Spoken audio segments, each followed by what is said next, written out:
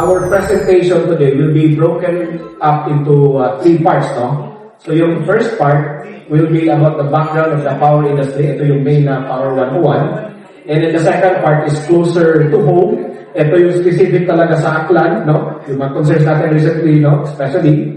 And the third part of our presentation will be about the future plans of NDCP as a whole, no? Specifically in Panay. So we have three resource persons, no? Please help me welcome our Assistant Vice President for Visayas Systems Operations, Engineer Neil Molina. And then meron ako, Dr. Master, ano pa yung mga doktor sa dulo. Sir Neil. Thank you. Gusto mo na? Sige.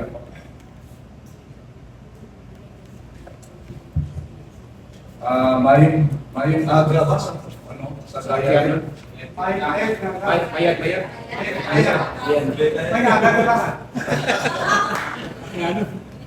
Good morning, our trusted partners in the government and in the media.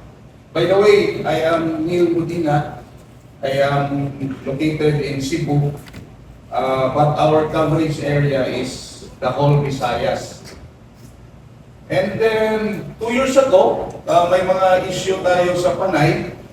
And then our big boss told me that we should improve Panay. And in God's grace, 2 years na tayong walang major incident sa Panay. But for the first time, when my boss told me that I will be handling this improvement, sabi ko, mahirap to kasi Panay is a tail end of the grid, like like a faucet or a water system. If mawalan ka ng booster pump, yung sa dulo, maproblema yung pressure ng water. But I take it as a challenge because what we did, all the support from the government, support from NGCP, because we are highly regulated. But with the support of the government, we do it our best here in Panay. So wala kayong palakpak naman. So for the past 2 years, wala tayong ipagyabang namin, wala tayong major incident sa Panay. Last February 13, if my date I can recall, we completed the replacement of the underground cable of Akelco. And this is in preparation for the ASEAN Summit last March 4 to 12. And in God's grace, we did it. We have no power interruption March 4 to 12 for the NGCP side. So our cable installed February 13, and then continuous supply from the grid to Boracay for the ASEAN Summit. That's March 4 to 12. And maybe March 26, there will be an ASEAN Summit meeting here. Next week, March 26. So we are prepared for that. Our contingency measures are all in place. And we are on the top of the situation because the grid right now improved as what it before.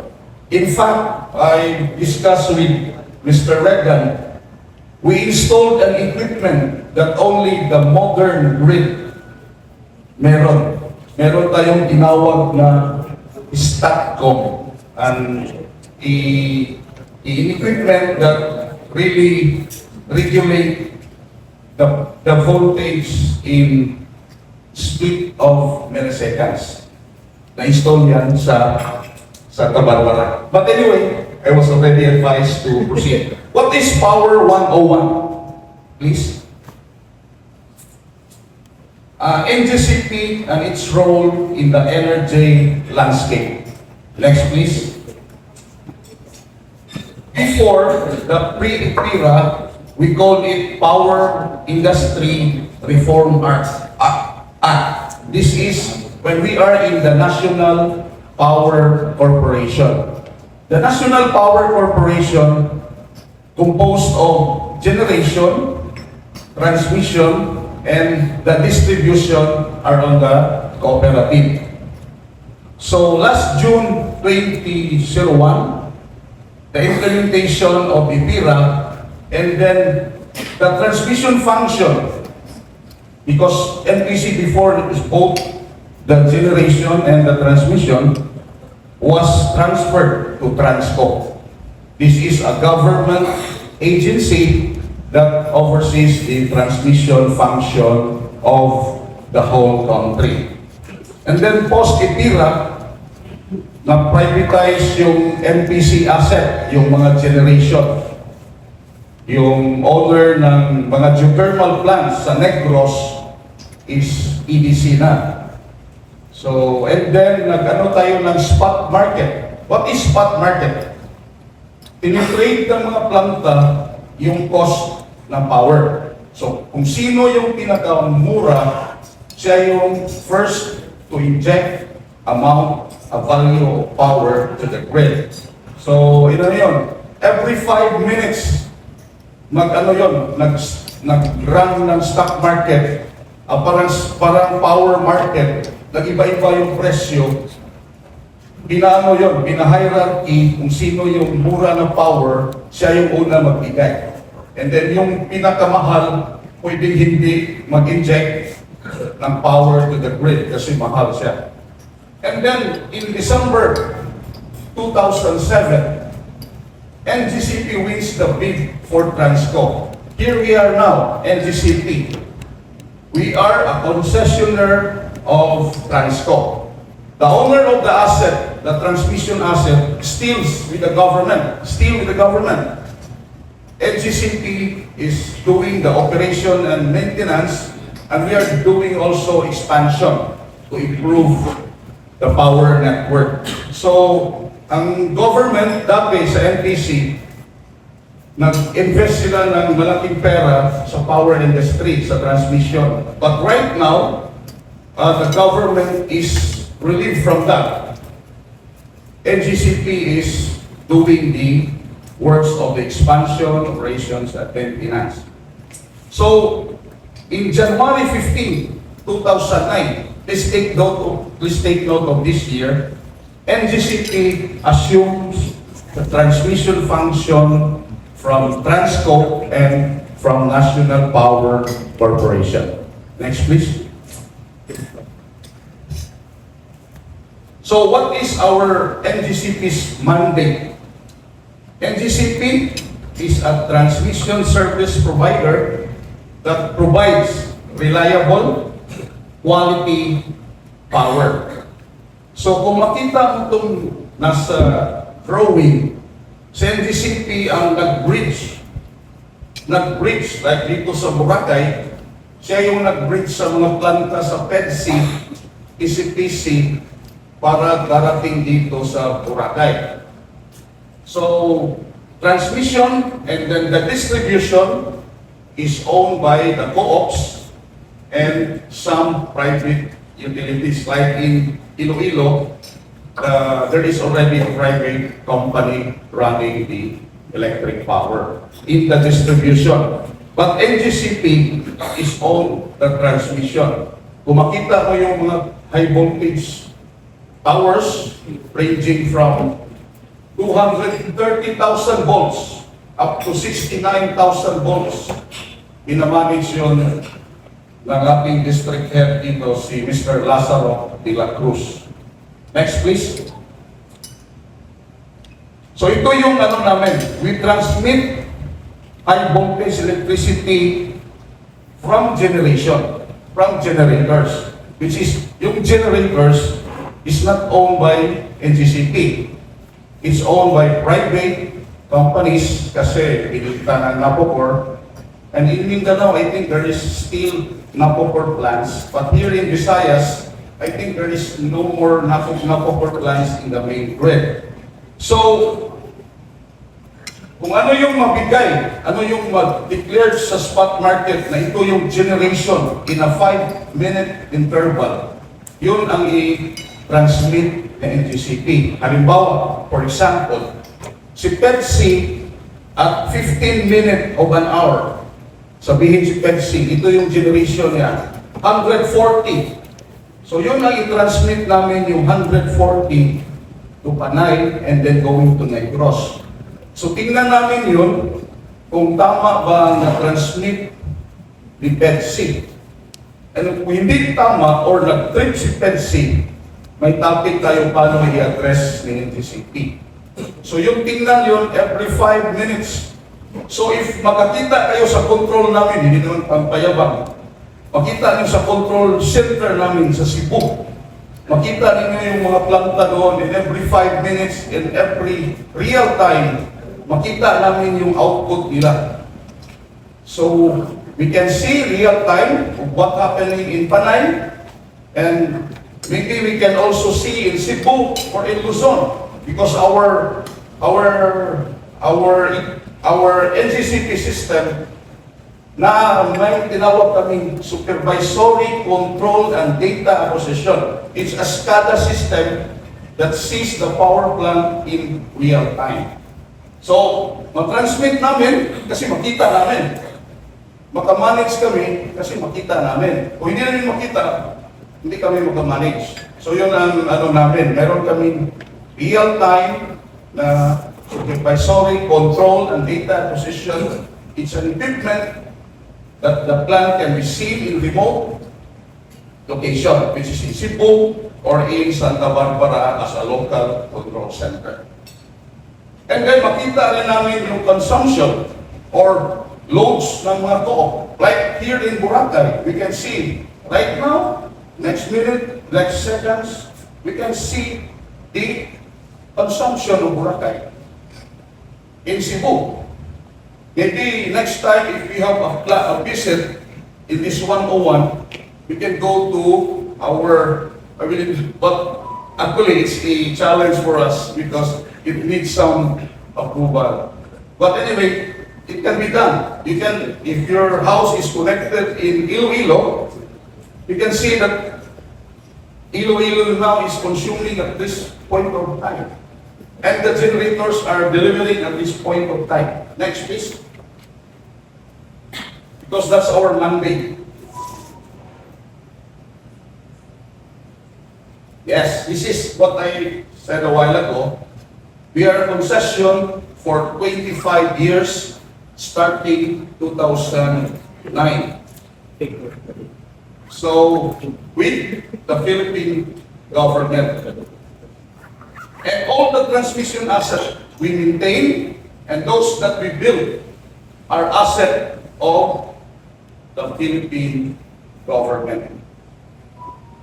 So that's the NGCP, what we are doing. Next, please. So, ang may-ari pala ng transmission, tayo. Kasi owned by the Philippine government. And this is the key responsibilities of NGCP.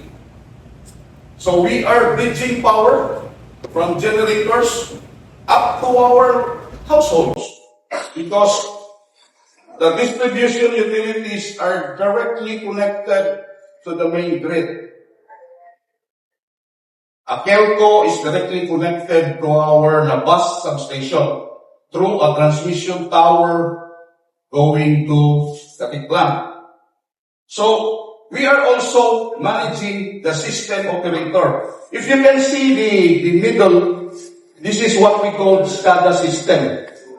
There is a 24/7 on duty, meaning looking at the output of the power plants, looking at the output of the distribution, the load of the distribution companies, and other transmission parameters like the voltage, the frequency. So, SCADA system yung nakita nyo in real time. And then, we are also the metering services provider. And then, nag-provide kami ng mga metro sa mga delivery point ng mga customers. Sino gumamit nito? Si spot market para makita niya at saka yung mga bill ng customer para makita niya kung ano yung consumption. So si NGCP yung metering service provider. So, like sa bahay natin, makita natin yung metro. Sino yung nag-install? Si Akelco. Pero itong mga delivery points, direct customer, si NGCP yung nag-meter. And then kinukuha sa mga billings. We call it billing meters. Next, please.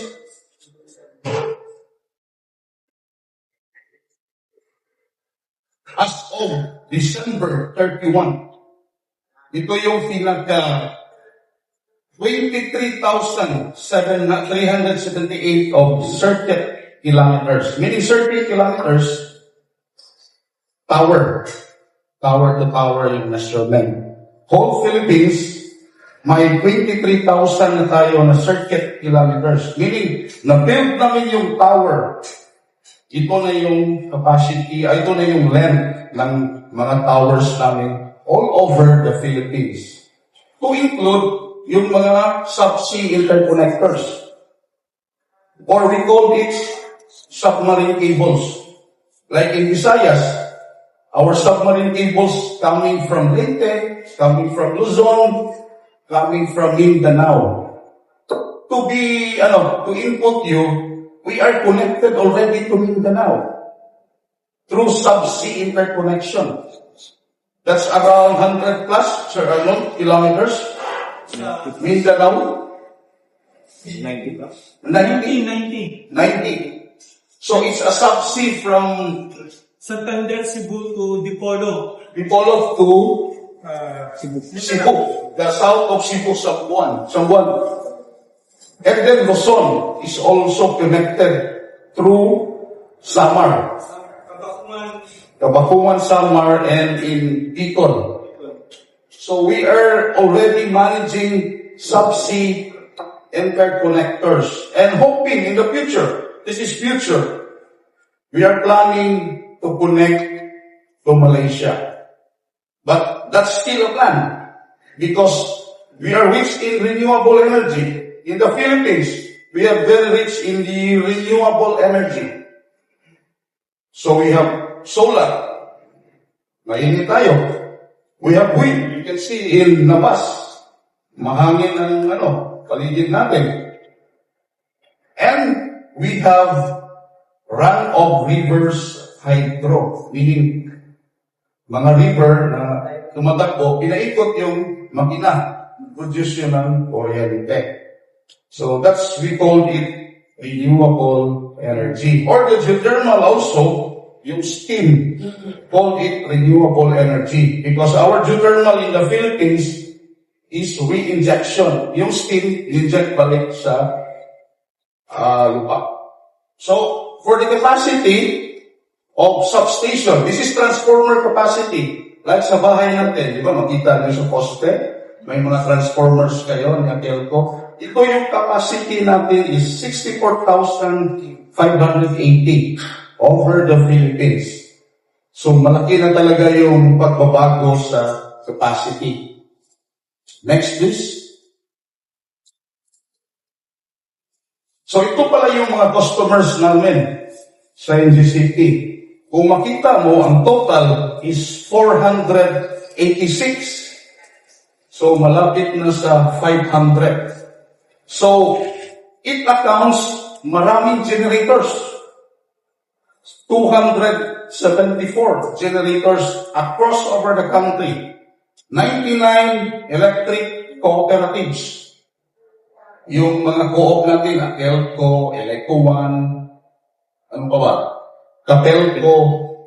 So, nandoon sila sa 99 na customers na NGCP, which connects our transmission system going to the power plants. And we have industrial. Ito mga industries, mga cement plants, mga steel mills, steel plants, and then we have private utilities. What is this private utilities? Like in Iloilo now, the owner of the distribution network is a private company, not already a co-op. And we have ecozones, yung mga MEPS. Halimbawa, dito sa Cebu, may MEPS 1, MEPS 2, that is connected to transmission service of NGCP, and others in Clark, and other customers, and one government-owned utility. I think this is in Panay. In Panay. But anyway, Iloilo yan. And we total it 486. Ito yung mga customers ng NGCP na siniserve namin bridging power. Nag-bridge lang kami ng power from power plants. Sinurvise namin yung output nila going to our household. Next, please. Ito yung performance na ni NGCP. So,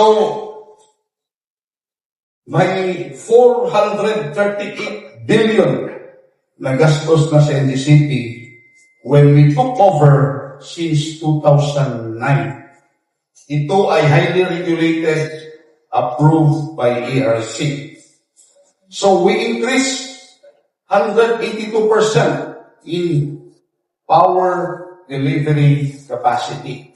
So kung government pa ang siguro 438 billion, and our government assumes the 438, so yung mga other services, baka problema tayo kasi nakafocus lang sa power. But in this case, NGCP giving the mandate to expand.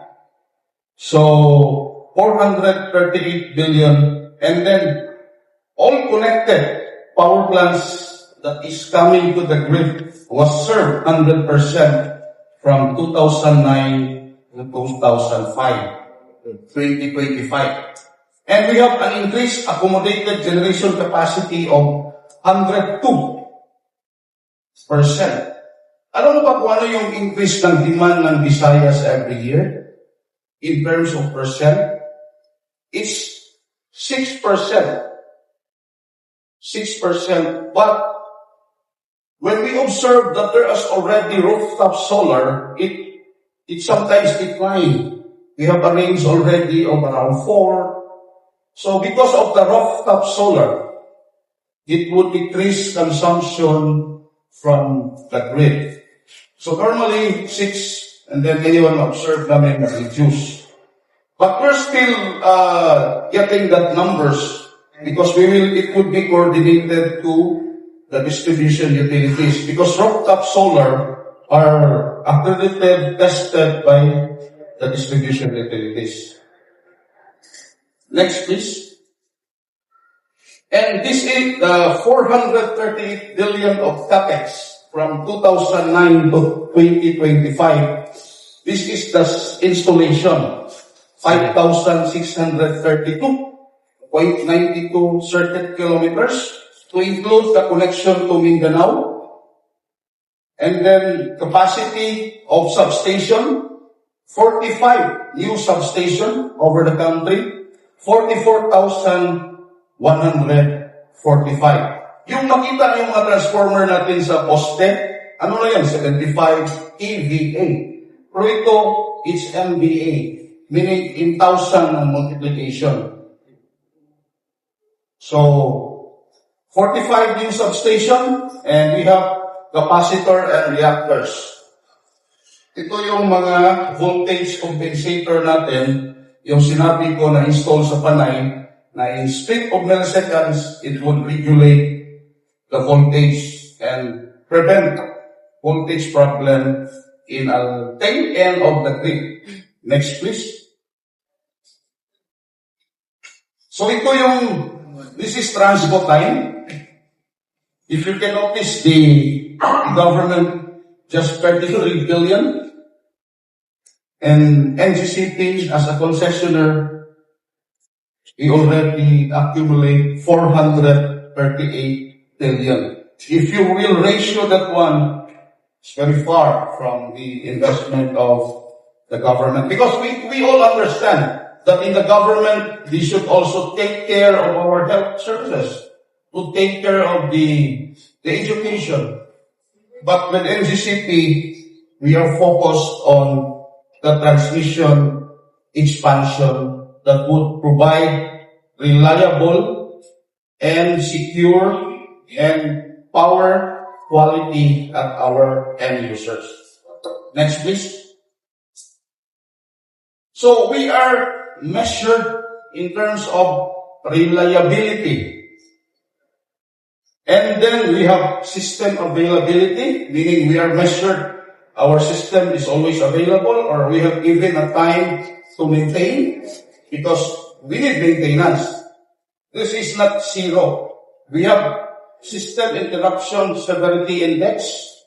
This is all documented and submitted to the regulators.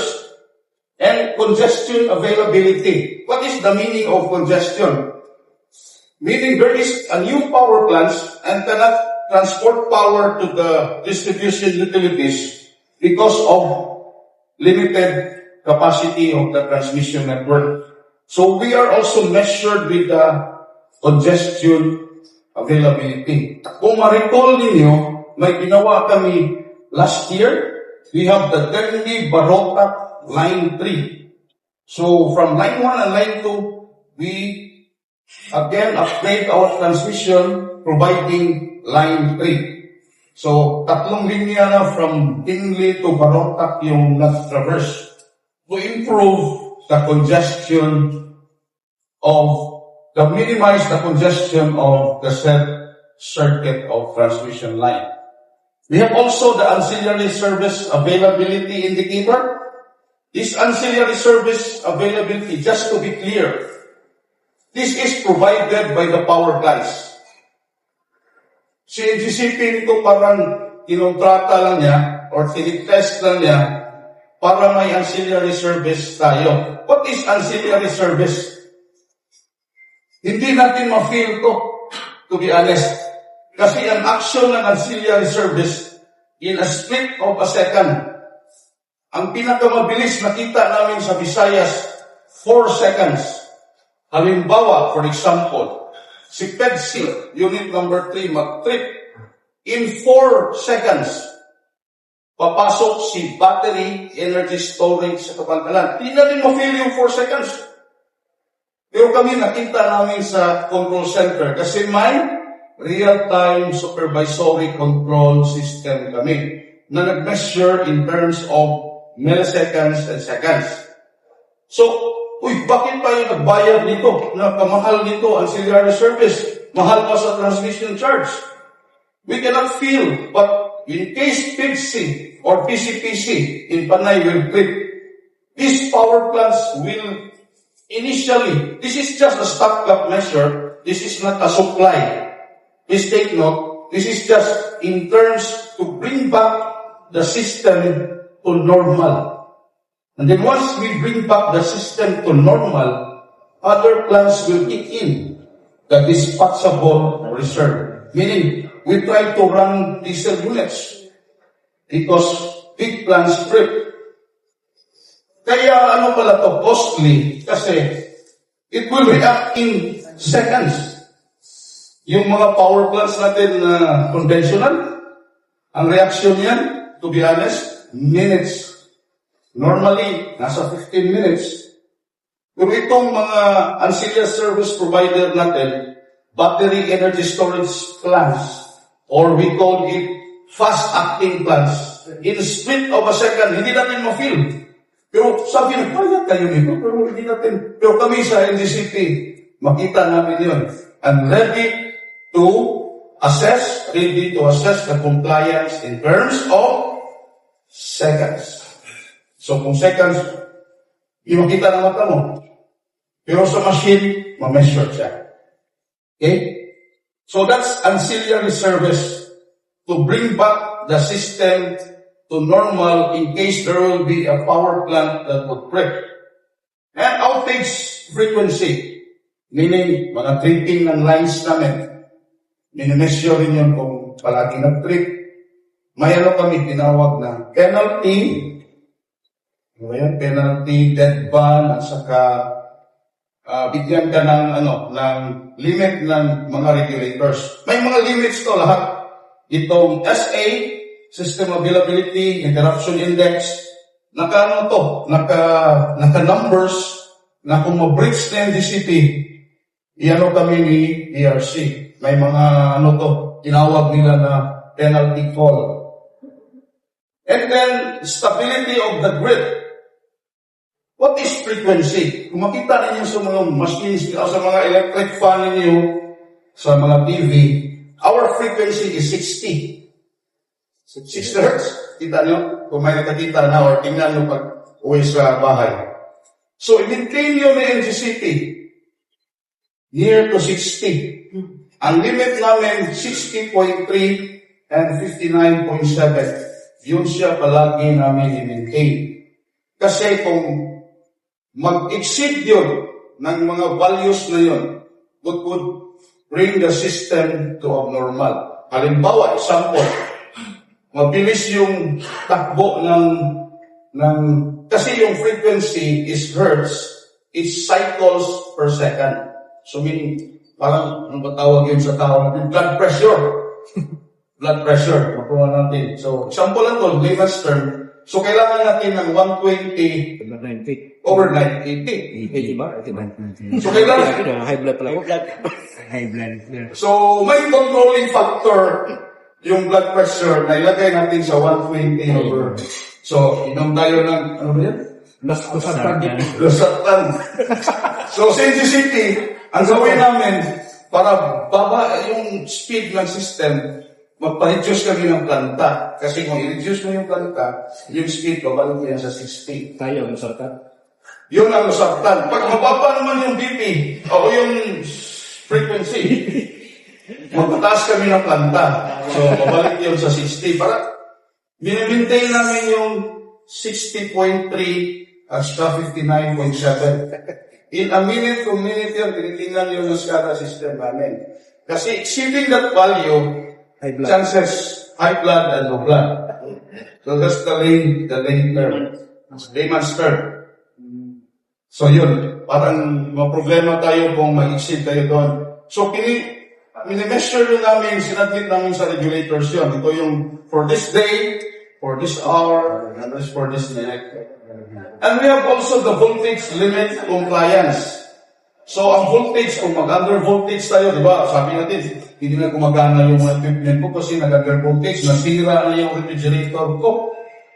So, dapat ma-maintain namin yun 5% higher, 5% lower. Kung 100, 138 yun, multiply mo lang ng 5% higher and 5% lower. So, i-maintain namin yung voltage doon para yung distribution utilities hindi magreklamo.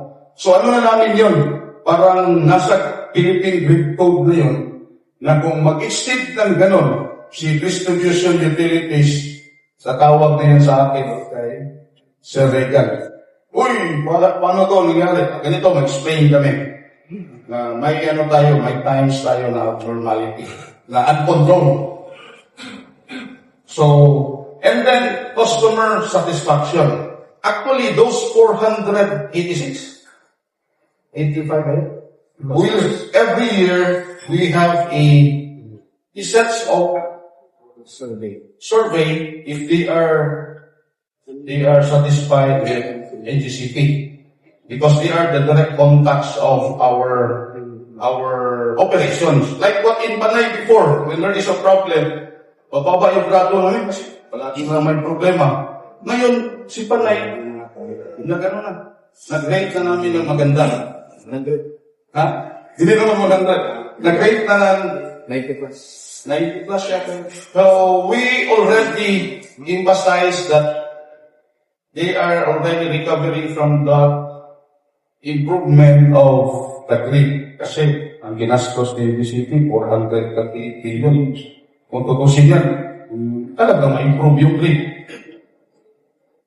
Kasi yung, if I'm not mistaken, yung STATCOM sa Santa Barbara, mga modern grid lang ang mayroon naka-install doon.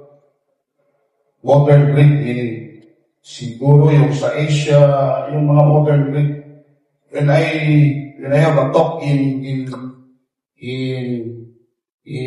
Singapore last November, some of the grid nearby the Philippines has no STATCOM yet. And then we present the STATCOM and the battery energy storage. After that presentation, they are going to NGCP and ask some question. Because that's the automation, we call it automation that will really improve Panay. So ito, minister kami, reliability, outage, and stability of the grid and customer satisfaction. May mga value to lahat na ito yung high, low, fade. Next please. So, sino ang gumawa nito sa NGCP? So, reliability, outage frequency, stability, and customer satisfaction. May kami, grupo kami sa NGCP. We call it planning and engineering. Normally, yun ang mga tawag sa mga corporate, planning and engineering. We plan to build transmission lines, and then we supervise the implementation of the construction. We are not a construction firm, but we supervise the implementation meeting the standards of NGCP. So itong tower na to, kailangan ang height ganito, ito yung strength, measure yan ng NGCP prior to accept. Ito si planning and engineering. Yung system operations, yung pinakita ko kanina, yung naka 24/7, na nakita yung planta na ito yung output, ito yung consumption. So, SCADA system yon, supervisory control and data acquisition. May operations and maintenance kami. Normally, ito yung mga linemen at saka substation engineers at saka substation transformers experts. And we have the metering. As I mentioned a while ago, WESET, the spot market. Ito yung inupunan ng mga value ng mga metered quantity. What is metered quantity? We call it kilowatt hour. Di ba? We measure the kilowatt hour in our bill. So that's the metered quantity that we are providing. And then ito yung sinabi ko. Luzon, we have Luzon, Visayas, Mindanao, less frequent transmission outages, interruption, system availability, and then kita yung mga numbers. Ito yung mga targets. And if you can notice, we reduced by 84.57% of transmission outages. So, ang highest pala, Visayas, 86.52. Because of, we already felt the Panay incident that did not happen anymore. Sa Mindanao, we reduced it by 85.57. In Luzon, 81. May reason itong Luzon kasi malaki yung nila. Alam mo kung ano yung demand ng Luzon? Is mga 13,000 megawatts. 13,000 megawatts. Tayo, sa Visayas, 2,500 lang. So, malaki talaga yung consumption sa Luzon. So, Visayas, mga 2.5 lang tayo. Sa Mindanao, mga 2.4. So, whole Philippines, closely, nandiyan tayo sa mga 19,000 megawatt. 19,000 megawatt, whole Philippines. 13,000 sa Luzon, 2.5 sa Visayas, 2.4. So, yung pumunta kami sa mga ibang bansa, ang trend pala doon, bakit mag-increase yung consumption is mga data centers because of the AI. So, yun ang trend ngayon, AI. So, lahat ng mga data centers na. So, mag-spike yung consumption, maybe we are already instructed by our management to monitor the data centers because of the AI. Next, please. Transmission charges. Ito, maganda to. Paano ko na-explain to? I-simplify ko itong explanation ito. This is the bill of the consumer bill in February 2026. If you can notice, the generation charge is 50.16. If your bill, say for example, if your bill is 100 pesos, what is 50%? So, 50 pesos kagad pumasok sa generation. No? Isang ko lang, 100 yung bill mo ng kuryente. Sa 100 bill mo, 50 yung tinukubura ng generator. May ano pa nga, 0.16. So, 50.16 pesos out of 100, kinuha yun ng suppliers, mga generators. No? Mga generators is power plants, mga private companies. Si distribution utilities, yung mga co-op natin, ang kinuha doon is sa 100 pesos mo na binayaran, 18 pesos lang yung kinuha ni distribution cooperative. No? May mga others pa. Hindi lang namin inano yung mga others kasi may mga Renewable Energy Act, may mga lifeline subsidy, senior citizen. Dito yan ang fall sa others. Pero makita nyo to, kasi transparent naman yung mga bills ninyo. Si NGCP, tingnan nyo, yung green one, kasi yung kulay namin green. Yan, nagka-green kami lahat. So, tingnan nyo yung transmission charge. 4.22. So, sa 100 peso na bill mo, 4 pesos lang yung sinisingil. No? So, ganyan natin i-analyze. Si Transmission Ancillary Service, si NGCP ang kumuha nito, pero binayad to sa sinabi ko kanina, na split of a second, hindi natin ma-feel. Yung mga planta na nag-provide ng ancillary service. Sa Visayas, mga battery and storage stock. Nandiyan sa Kabangkalan, coming sa Dingle, coming sa Palitan, nandun sa Cebu, nandun sa Ormoc, nasa Bohol. So mga battery energy storage to, we call it fast-acting ancillary service. So kinuha namin yung 5 pesos sa mga planta, no? Kinuha namin, siningil namin sa mga co-op, kasi co-op ang mag-bill nito. Kinuha namin sa mga co-op, binigay namin sa mga planta. So, walang kita sa NGCP sa red. Kaya wala kaming red sa kulay ng ano namin. So, pero that's reality. Kinuha lang namin yung bayad sa co-op, binigay sa planta. Nakagastos pa sa NGCP kasi nagtayo pa kami ng mga infra to monitor like the SCADA, to monitor the response in 4 seconds time. So, si NGCP pala, 4 pesos lang. Kung 1,000 yung bill mo, magkano? May Gcash yung bigat. 5,000. Kung 1,000 yung bill mo sa bahay, magkano sinisingil ni Green, ni NGCP? 40 pesos. Sir? 40 pesos. 420. 440. 42. 42 pesos lang. Gcash mo. Gusto, bigyan mo ko ng Gcash number mo. Pero lang, sir. Ano yun, sir? 40 pesos lang yun. Kasi 4 centavos, 4 pesos yung siningil namin. Kung isang daan yun. Kung 1,000, times 10 mo lang. Kasi 100 times 10. So, 40 pesos. Tama si sir. Ano pangalan mo, sir? George Kawali, sir. Sir? George Kawali. Si George. Magaling pala to so much si Sir George. So, 42 pesos lang in a 1,000 bill. So, ganito lang ang pag-measure natin kung gusto nyo itingnan yung mga bills nyo pag-uwi sa bahay, and then i-text mo sa Regan kung ano yung component ng mga others. Pero kinuha to ng ano namin. 5 February 2026, latest to. Pero last year, bumaba pa kami ng 3 pesos, no? Last year, tingnan mo yung last year natin fresh. Please, ma'am fresh. Wala. Next. Ano, 3 pesos lang to.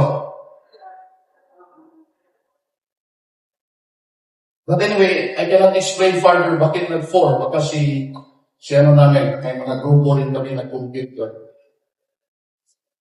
So yun. Sir, 40 for 1,000, 42 for 104 pesos. So yun lang sinisingil ng green. Si pula, wala yun ha. Wala pula sa t-shirt namin. Pinapasa lang yun sa mga generators. Next. Causes of power interruption. Ito, maganda to. Dapat malaman nyo to, ano yung causes ng power interruption. First, the causes of power interruption, walang generation. May nag-trip na planta. In a long period of time. Because ancillary service, ano lang yun, saglit na yun. Percent na lang, pabalik sa normal. Pero pag mag-trip yun ng matagal, isang linggo, may balance yung supply. No? So, yun. First yun, insufficient generation. Mabuti na lang ngayon, connected na tayo sa Mindanao. Alam niyo kung ano yung binigay ng Mindanao sa atin? Ano na megawatt? Ang demand ng Boracay is only 27 megawatt. No? Thereabouts. There was 27 megawatts. Ang binigay ng Mindanao sa atin is around 450 megawatts. Times 10 sa demand ng Boracay. Because Mindanao is surplus of power. May excess sila ng mga roughly 900 megawatts. Si Visayas, kumuha tayo ng power through our newly completed Mindanao-Visayas interconnection. So, times 10 sa demand ng Boracay, binigay sa Visayas. How about Luzon? Binigyan tayo ni Luzon ng around 440 megawatts. Or roughly, kasi may limit pa doon, mga 250. Limit namin sa 250 kasi may mga contingency kami kung kalaki Mindanao, kuha sa Visayas, may congestion. So, let's say 250 megawatts, kinuha natin sa Luzon. So, ano pala yung kailangan ng Visayas i-install? 250 plus 450. So, we need around 700 of megawatts still because we are importing power from Mindanao and Luzon. That's why we told the NGCP that you should connect in Visayas because we have less generation there. So that's our message also. If you have friends na mga investors, elegant Yeah, you need that. power plants, especially in Panay. Yeah. Kailangan ko. So you can install in Panay so that we call it reserve in terms of power. So if we can have another 700 megawatts installed in Visayas, so our import power from Luzon and Mindanao will go zero. And then, if there is a problem, we can get.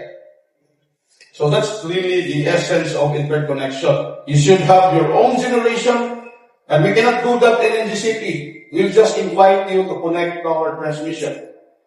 Because we are not a generation company. We are a transmission company that bridging power from generator to the DU, to the private and to our household.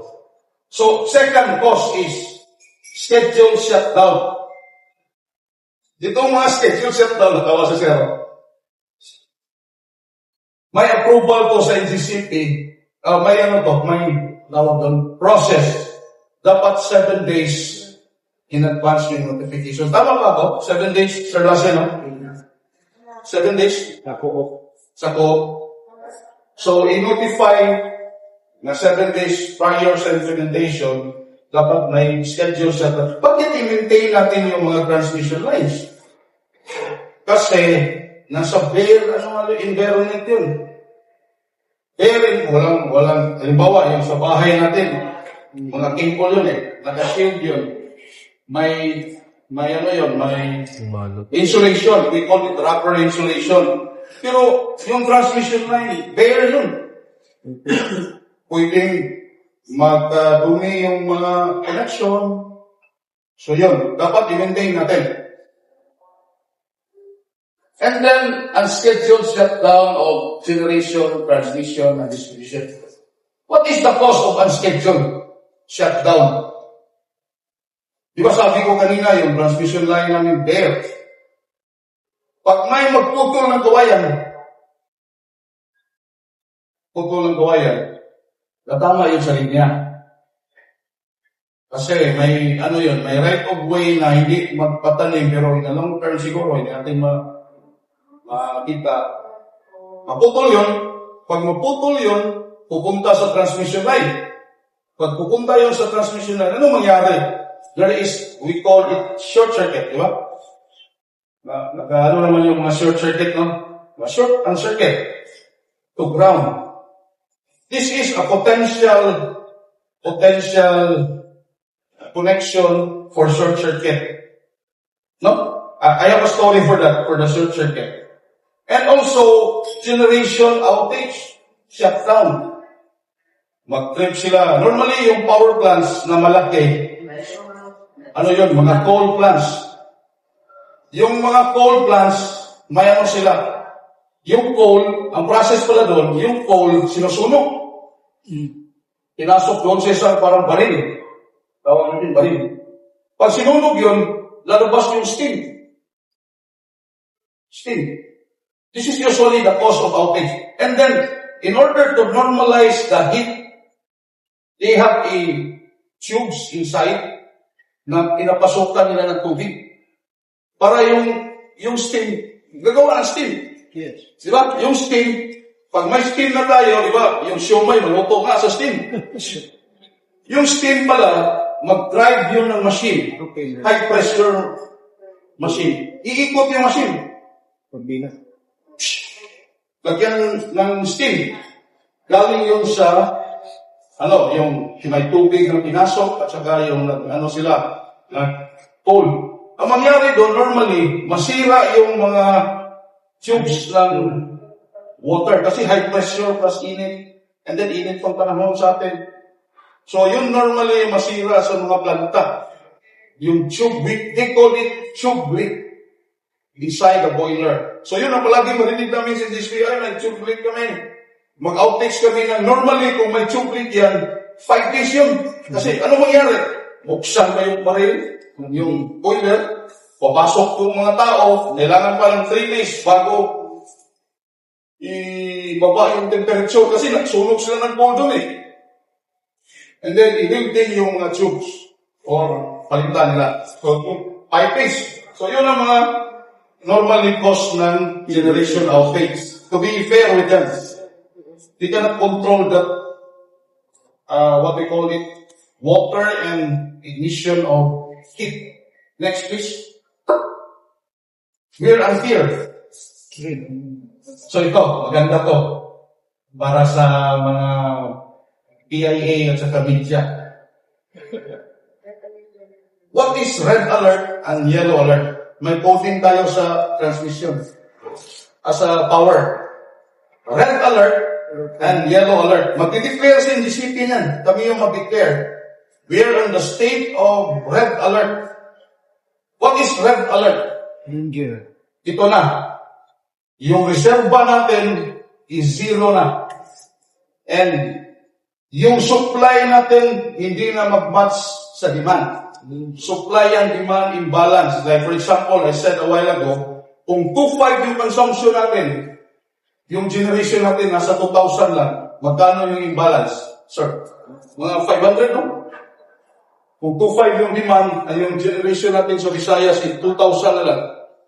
May imbalance tayo ng 500. Red alert na yun. Mag-issue na kami na we have an imbalance of 500 megawatts in the Visayas because of this scenario. Power plant outage or nag-derate yung mga planta. Bumaba yung capacity nila due to maybe the temperature or other plant factors.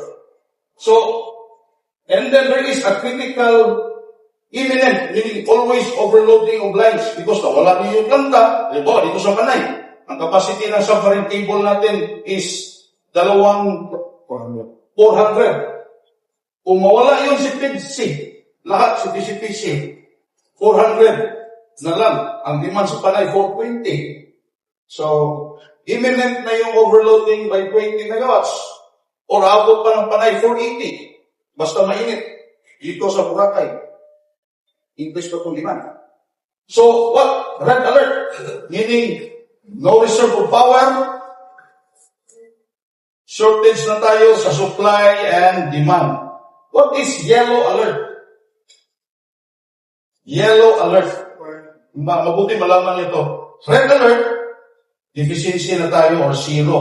Not zero or deficiency. Pero normally, deficiency yun ang tatama kasi yung numbers na zero, minsan lang yun mahit eh. Deficiency talaga in terms of supply and demand. Yellow alert. What is yellow alert? Our biggest plant in a single unit in Visayas is 169 megawatts. That is located in Cebu. So, if our reserve is 168, is less than the capacity of largest unit, yellow alert na tayo. No? Less than. Our biggest capacity in Visayas, single unit, meaning generating online, tumatakbo siya, 169. Normally, kasi dalawang unit yun eh. Minsan lang yung mag-trip dalawa. Palagi yung may isa o dalawa. Kung yung reserve natin, contingency reserve is maging 168 na lang, sa NGCP mag-declare na ng yellow. Meaning, ano pa yun? Parang kulang na tayo sa reserva. Kung wala itong 168, awas is 169, 1 megawatt shortage na tayo. Yun ang ibig sabihin yan. Bakit mag-declare kami? Kasi kung mawala si 169, and then yung, 168 yung reserve mo, kulang ka na 1 megawatt. Sino yung i-brown out mo sa 1 megawatt? So, ipaalam na sa lahat na yung reserva natin less than the biggest unit na. In case the biggest unit will be out, punta na tayo sa red. Deficiency by 1 megawatt. Next please. Balik tayo. So ito, kung tingnan mo, sinabi ko kanina, out of 243 red alert, ang directly naka-attribute, hindi naman sisira sa mga generation company, but our plants is already aging. Some of our plants are already aging. So, 96.7% or 235 out of 243 red alerts over the country, generation talaga. Supply and demand imbalance. Sa transmission, may 4 kami. Generation plus transmission combined, may 4 rin. So, if we look the red alert, hindi yan, kay NGCP mag-issue ba? Red alert. So, ang chances, may sala ng NGCP kasi red alert.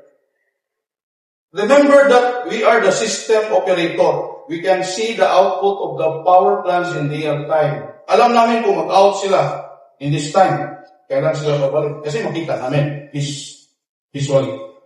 So please take note, 96.7% of red alerts are from outage of generators. Kasi to be fair with them, medyo may kalumaan na rin yung mga planta natin. Ang mga talks nga kung mga papasok na yung renewable, siguro chances ma-elevate ng konti. Pero may threat rin sa renewable. Alam mo ba kung bakit ano yung threat sa renewable? Ano ba to? Ano lang, kasi yung solar, kumuha yan sa sun. Pag may cloud cover, yung sa output nila. So, para hindi siya stable. Kaya tinawag yung variable renewable energy. May threat rin. Kasi kung, halimbawa, may ulan, mawala ka ng generation. So, maging ang balance ng supply at demand, mabunan. Kung renewable na lahat yun, mag-cloud cover, anong mangyari? Lalaki yung imbalance. So, ano yun? Dapat talaga yung government natin tinitingnan ano yung mixture ng renewable energy versus yung mga stable. So, nag-aral yung mga taga-DOE natin, ERC, at saka yung Philippine government na hindi lalampas doon kasi kung lalampas doon, may threat na. So, ano yun? Sinitingnan rin yun. Huwag lang kayong mabala doon kasi may tumitingin doon sa mga governments natin. Next, please. Transmission line safety reminder. Ito, maganda to. Next, please. Do not plant trees near transmission structures. Report of any incident tangled branches to NDCP. Do not build fire near under transmission structures. Fire could cause interruption in your area. Why? I will explain to you. This is in Hillmanster. May story nito, may nag-drive na father and a daughter. Yung daughter niya, nasa grade 5 o grade 6. So, yung dumaan sila sa transmission tower ng NGCP, may malaking ibon doon na nakaganon. Sabi ng teacher ko that pag matouch mo yung NGCP or yung mga high voltage line, masunog ka or ma-electrocuted ka. Bakit yung bird hindi na-electrocuted? Sino makasagot? Mga chikas ni Regan. Ang ano doon, ganito pala yun. Yung father, sabi niya, hindi ko kaya kasi ngayon lang kami nagkabanding sa anak ko, sa daughter ko. Punta kami sa probinsya. Sabi niya, teka na, punta muna ako sa labas, papahangin muna ako. May internet signal. Nag-search siya. Why the bird cannot be electrocuted? And why, if we smoke, it can cause power interruption? Sumagot agad si Google. When there is a path to ground, ang bird mo lang, ang isang tail ng bird, nandun na lahat sa conductor. Diba? Ang bird, nandun lang. Pero yung bird, ano yun? Makita niya kung ano yung sa tower, yung bird, yung isang, nasa tower, electrocuted yun kasi may ground si tower. So, para sigurado tayo, kasi yung sunog mo, diretso na yun, ground to conductor. So, it's a path of a short circuit. Pero yung bird, walang path sa short circuit. Walang siya tinapaka na ground. Ano niya? Yun ang reason why trees maka-electrocute rin. Kasi may siya root sa ground. That's the potential ground to short circuit. Next. Also, climbing. And also, constructing. Why? Because there is a flattened ground. When you climb the tower is grounded. Next. Also, boom truck. Kami nangyari ito, boom truck. Boom truck is also connected to ground. Even though there is a rubber, it's also connected to ground. And also, do not excavate the foundation towers because it may lean and cause. Next, please. Also, tirador ang tawag dito. Tirador. Kasi mabasag yung, kita mo yung mga insulators natin, yung ng conductor, mga porcelain yun. Kung mahit yun, babasag yun, yung yung clearance to ground, ma-shorted lang. Next. Delikado to, magawa ka ng sampayan doon sa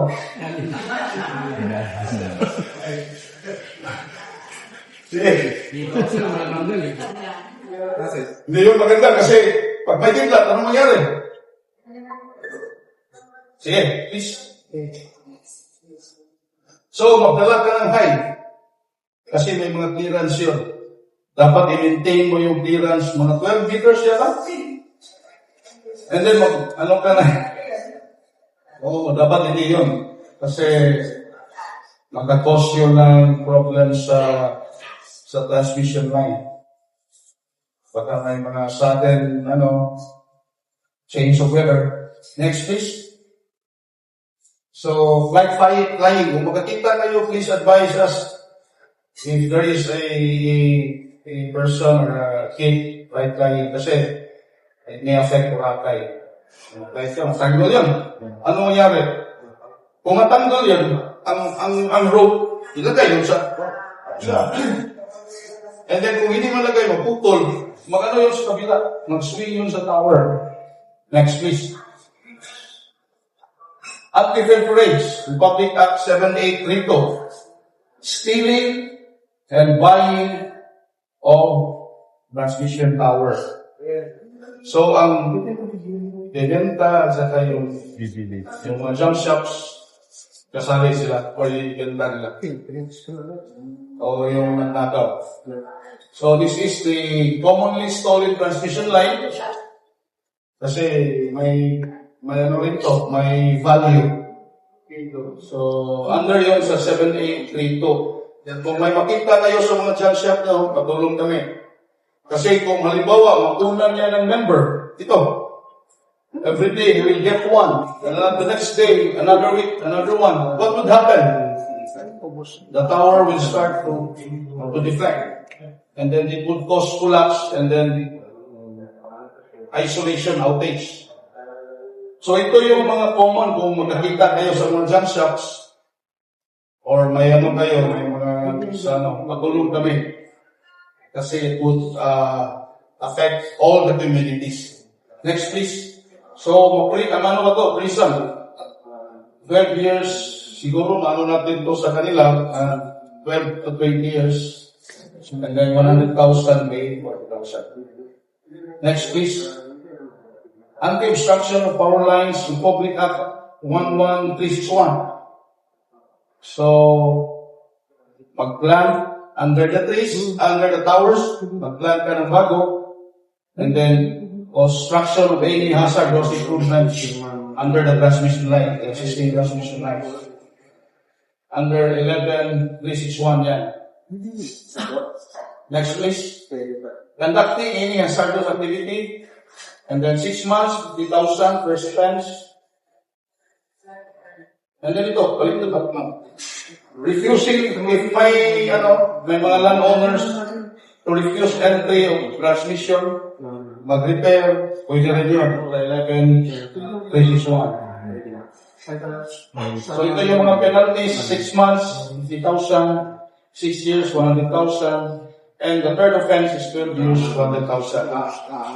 So ito yung mga anti-obstruction power lines. Thank you, and I hope na ka-share ako ng mga ideas or mga mandate namin sa NCCP. And we can have